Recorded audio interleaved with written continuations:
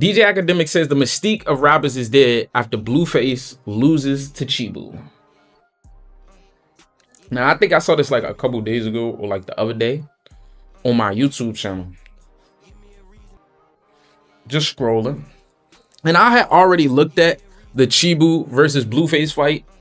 I wasn't paying attention to nothing this nigga Blueface said prior to, saying that Chibu was too fat and that he couldn't compete with him and that he wanted the 6 rounds and all this other BS. So I went back and looked at Chibu fights because I didn't know. I don't think anybody knew. Nobody knew who Chibu was. So I went back and looked at Chibu fights. They got like 3-4 fights. I might watch 2 of them. I'm watching the fights. I'm like, yeah, man, damn, this dude sure is fat. But when you see him talking to Blueface, the thing that's confusing me, I'm like, oh, he must have lost some weight because he looked a lot smaller, you know? So in my brain, the first thing, because I watch a lot of combat sports, is, oh, he's going to be faster for this fight. He's going to be 10 times faster for this fight. He said he almost lost 100 pounds in the last 6 months, 4 months, 5 months, whatever he said. But he lost almost 100 pounds for this fight. Blueface tried to clown him. Oh, man, that's it? You only lost 100 pounds? That's it? You ain't lose no more? Joking.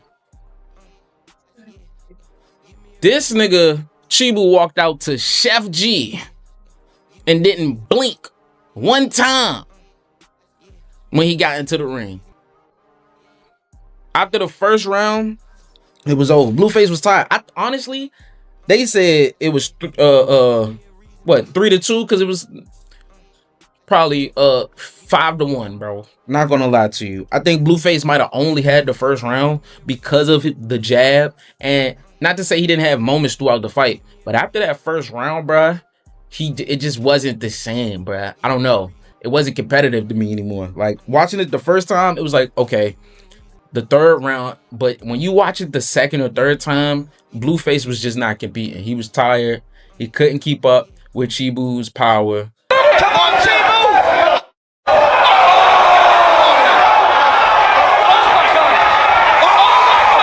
He's hurt. He's hurt. He's hurt. He's hurt. Stop the fight. Let's go. 40 seconds. 18 seconds. You cut these mics. Every time he got hit to the body, it was a hook coming to him. If Chibu would have threw a uppercut and more body, it's completely over. Fight was going to be done. Fight was going to be done. The 6th round was probably the greatest round ever. I thought I was watching a movie. I thought I was watching a Rocky movie, the way he was putting it on him. I swear to God. But Blueface completely underestimated him, bro. Completely underestimated that man because he thought he was fat and out of shape. And that's just what it was. And the craziest part is that he was the one who asked for the 6 rounds. Why would you ask for 6 rounds knowing you don't do no conditioning, bro? You don't do no type of conditioning. And conditioning can be something as simple as just playing basketball. You telling me in jail you didn't play basketball, bro? Tennis? What's the little handball? Something to get you, you know, breath control, swimming, anything, bro. You was talking all this crap like you was about to knock this dude out in the first round. And that's probably what you thought it was. And he was the one that really drug him into deep waters and destroyed him. It was an amazing fight. If I'm Blueface, honestly, I do some actual training. I do some actual conditioning.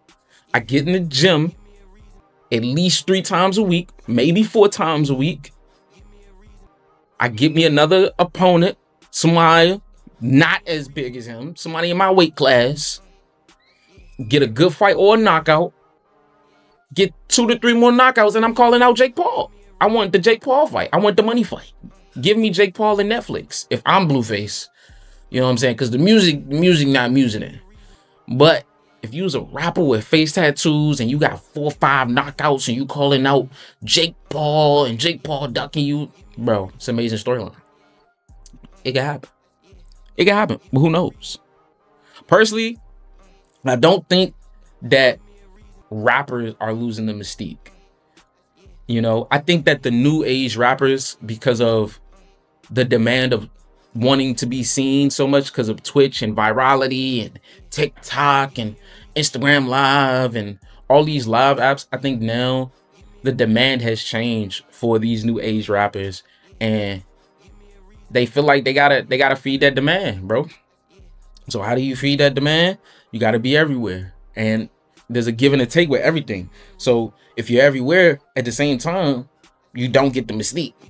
So for these new age rappers, but at the same time they make more money. I think they make more money. I think they're gaining a bigger fan base.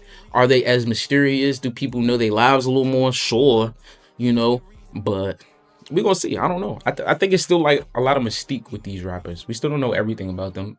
And I'm not one of them guys who, oh man, I need to know everything about their life. Now, some general information. Where you from? You know what I'm saying? Your mindset kind of helps. How I listen to your music. Even though I can't separate the artist from the art, at the same time, it's still like, okay, it's like I can't listen to a lot of new Kanye songs now because I know the mindset that it's coming from versus like, oh, I knew the mindset that it was coming from. But if it's some fire, I listen to some fire.